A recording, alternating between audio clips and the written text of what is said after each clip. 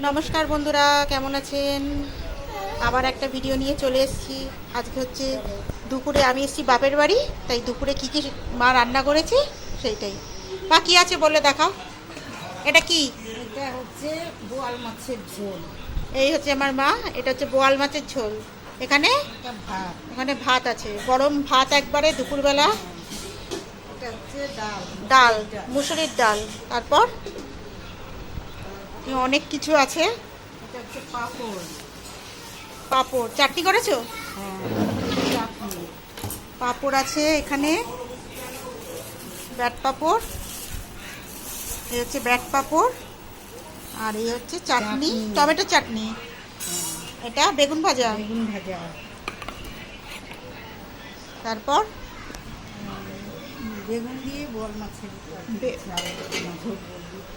বেগুন মাছের ঝোল, বেগুন দিয়ে বল মাছের ঝোল। আর এটা হচ্ছে তোমরা বটি। উচ্ছে আর কুমড়ো দিয়ে ভাজা, বটি যেটাকে বলে।